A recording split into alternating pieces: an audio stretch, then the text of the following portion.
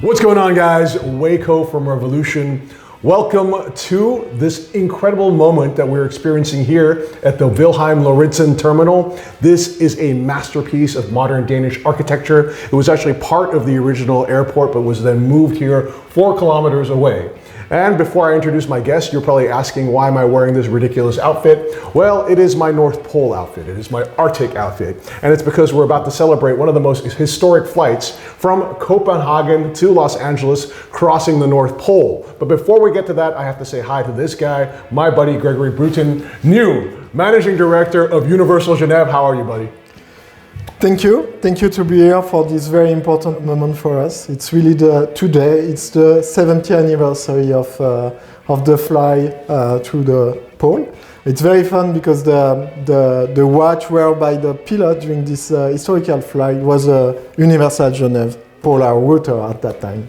Now, this watch, which is now an icon, has such an interesting history. First, as you were saying, it was born to be a pragmatic tool in some ways, right? Because as you're crossing over the North Pole, you have an increase in magnetism, right? So the watch had to be anti-magnetic. Being that we had a very special person designing the watch, young Gerald Genta, just 23 years old, he also made it extremely beautiful. So talk to me about this watch. Talk to me about some of its elements that make it both an example of incredible design, but incredible function as well. I think that was really the genius of Mr. Genta. It's all the time to mix the technical element, the function on the design.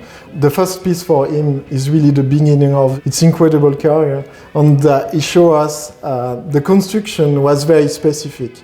And he mixed the design with the big flange to have an elastic element to compress the movement and to have a very good shock resistant.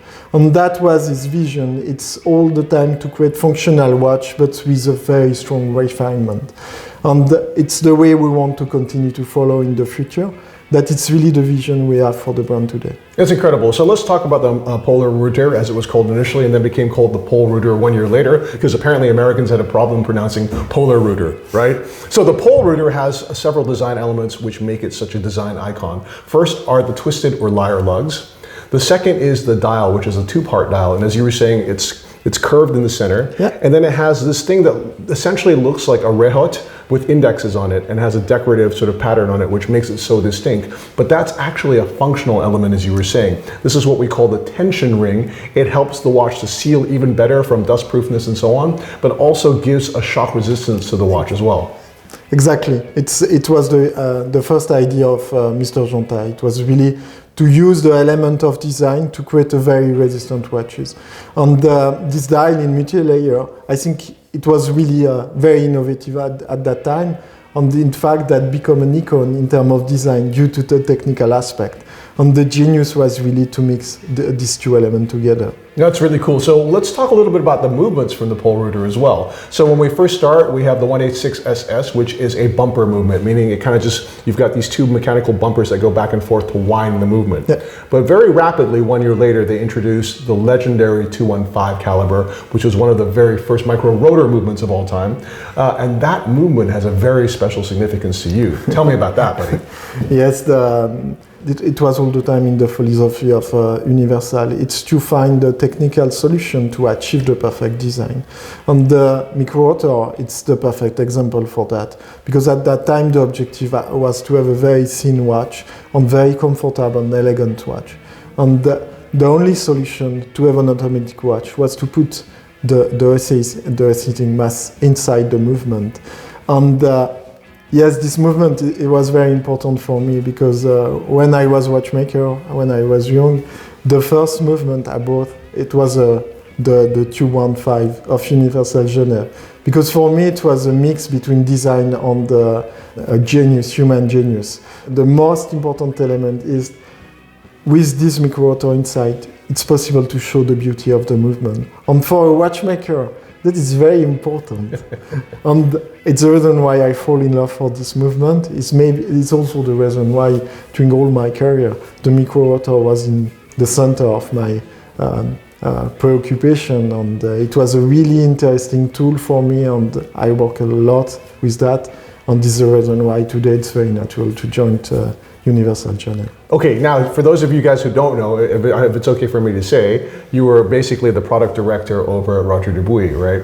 And actually, I had always noticed that there was a lot of micro rotor movements in the creations that were made over there. I actually own one of them, which is the the incredible skeletonized Excalibur that you created with that micro rotor movement, which is so cool. But now I understand why you love micro rotors so much and why, in some ways, you're the perfect guy to be the managing director of Universal Genève. Very cool. So you mentioned that the idea was to create a movement that was thin. I think it was 4.1 mm in terms of thickness. Yeah. And that allowed you to create a watch that was very elegant in addition to being functional, being anti-magnetic and dustproof. What was really interesting to me related to the Polerouter is it was created to be kind of a tool initially, but very soon afterwards you see all these different expressions of the Polerouter. You see diving watches, you see really elegant dandy style watches, you even have women's watches as well. Talk to me about how the Polerouter has so many ways of expressing what it is. It was not just before or after. For us it's a very quick time, but between the Polerouter and the very creative pieces, the sub or like these pieces, it was 10 years after, right, or more than 10 years after. And it was a very evolutive process. That it's very interesting, and it's really the beauty of the brand, because when you are in the iconic brand and when you create an iconic brand, it's very important to challenge you all the time. To create a new thing, and that was really the beauty and one of the reasons of Universal Genève through the time. It was always to challenge the base and to come with new solution, with new chronograph, with new design, with the 3 compacts, with the compacts, and that for me it's the example. And the DNA is turned around the creativity, and in the future we plan to play with that also. Because it's really in the DNA of the brand, to challenge the rules and to push the boundary all the time, to play with new color or new element. That it's really what we want to do. And this is the reason why the motto of the brand since long time, it's Le Couturier de la Montre. That fit perfectly with our philosophy. Okay, so let's talk about the watches that you've launched today. You've got 3 models, one in steel, one in gold, and one extraordinary white gold piece with a, shall I say, like hand-woven bracelet made by the extraordinary Laurent Joliet. For us, this kind of bracelet made by Guy Frères was really, it's really linked to the DNA of the brand and the history of Universal Genève. It's the reason why it was very important for us to use that for these tribute pieces. And with the auction, we will sell the pieces, and with the auction, we will give the money to the school where Mr. Joliet is a teacher, because we want to, for us it's very important to support his work or his craftsmanship of chemist. It's close to be lost today, and it's very important to come back with that, because that it's part of the Geneva history, it's part of the universal history, and we want to capitalize that in the future, because that fit perfectly with our motto. I come back, Le Couturier of watches. It's perfect to play with strap, it's perfect to play with bracelet, and that have a lot of sense, and we have a legitimacy to do that. Yeah, you guys produce a really cool video where you actually see him taking gold wires and actually making the bracelet like strip by strip and then soldering it together, and it is just an actually really breathtaking thing to watch. Such a cool guy. And for those of you who are coming to Geneva, if you have an opportunity to pass by the Laurent Joliet atelier, it is something really inspiring. Okay, so you've got these 3 watches, all tributes to SAS, all tributes to this very first flight over the polar route. 2 of them will go into the archives, and as you said, the white gold piece with this incredible Laurent Joliet bracelet is going to be auctioned, and the money will go to the school that he has created. How important is it for you to cultivate the next generation of craftsmen to really continue this tradition? Because it's beautiful, and it's very historical Geneva craftsmanship, and for me it's not possible to lose this savoir-faire and this knowledge, and it's very important to capitalize on that and to work to save that, and to have the opportunity to give to clients this incredible strap and bracelet. That is the reason why it's very important. I come back, it's part of our history. It's the couturier of watches. Right? That is the motto, but it's really part of our history. And when you see old watches in Universal Genève, you have plenty of bracelets, incredible bracelet, never see a unique design on. That it's key for us, and we will work on that for the future. Sure. I think that's also the wonderful expressive power of the Polerouter, that it can be a super pragmatic watch, like a compressor style diving watch or a sub, or it can be something that's incredibly sublimely elegant because of its thinness, and especially when combined with these bracelets. So we're going to show you also some video footage of the watch that Auro Montanari is wearing on his wrist, to show you the type of watches that were done in the past. But even Auro said that the Laurent Joliet bracelet is much better than the old Gay Frere bracelet that he has on his wrist. So I hope that makes you happy, right? It's really haute couture. It's everything is made by hand.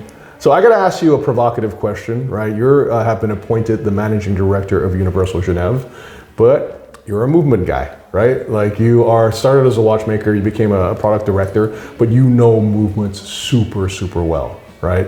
So sometimes when brands decide to revive historical models and bring them to the future, the one place where they go wrong is the movement, right? Oftentimes they take a pre-existing movement and stick it inside a vintage style case and they go, there you go. But knowing you, Greg, knowing your integrity and knowing your expertise, this is definitely not the way you're going to go, right? We talked about the movement, the 215 being 4.1 mm in terms of thickness. Will you make a movement in the future for the Polerouter that will be launched in 2026 in a similar dimension? In the future, we want to continue this story. And it's very important to come with the right movement linked to our DNA. And for sure, we will come with surprise. That will be not a copy-paste of the 215, because it was a movement of the 60s. The evolution of the need of the client is totally different than at that time. It's very important to come with very refined movement with modern attributes. And that is for me the key. It's not because it's my vision, it's because it was the vision of Universal Genève at that time, to fit with your need, the need of the client, and to use technology. And we have plenty of story about Universal linked to that. To fit the technology, to use the technology to create the perfect design on the perfect movement. That's amazing, and I love what you're saying also, because in fact, there's no better time that you could have relaunched Universal Genève, because we're in a moment now that has exited this period of kind of hype and frenzy, like hyperbole. And people are really interested in fundamental watchmaking. And Universal Genève is a brand that has expressed that so well. I love the idea that you're going to continue this, not to replicate the past, which I respect, for sure, but to always keep this as part of the integrity and soul of the brand, which is super important. We also talked about the Polerouter, and I know the first launch will be in 2026, as having some other sporty versions of it as well. Is there a potential that we will see some of these reemerge in the future as well? When you have a brand like Universal Genève with a lot of history on iconical product, the most challenging thing is to choose which product we will launch. Right. And for sure, the Polerouter, it's very key element for us. But we have a lot of other collection, and after you have the sub is the evolution of the Polerouter, we have the compacts, the three compacts, the cabriolet, the ceramic. We have a lot and plenty possibility for that. Right. We must decide. Okay, I know you want me to change the subject at some point, but I have to ask you one last question. One of the other things that you're very well known for is, of course, chronographs, right? Everything from the compacts to the tree compacts to even the split seconds chronograph you did for the Italian military, the Pirelli, right? I think, again, when we see the chronographs reemerge, it would be super important that it's a movement that is a Universal Genève movement, right? Would you agree? It's it's a tricky question. It's very hard to develop a movement from scratch, and that takes time. And after, it's important to find synergy and to come. It's more than 5 years to develop a new chronograph from scratch, and for that we plan to use existing platform in the group. Our idea is really to develop a new movement, right, totally dedicated for Universal Genève.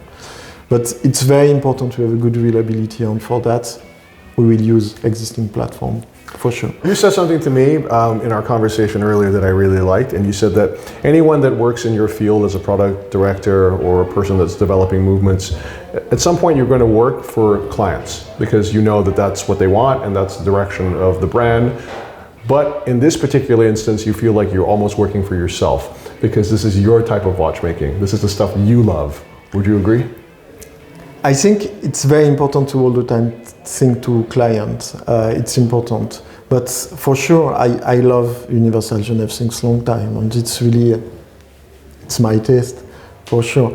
I think it's different to develop watches for other people than for your taste. But the exercise is nice, and for me it's very interesting to do that, yes. That's amazing. Well, you know, I want to say a big thank you for allowing me to be one of the first people to interview you in this new capacity. And I look forward to what you create in the future. But based on the conversation we just had and what I've seen in terms of these 3 watches, I have to say it's looking really cool. So thank you very much. Thank you, Wei. Appreciate it, man. And guys, thank you for watching this video. If you like our content, don't forget to like, subscribe, and comment below. Peace.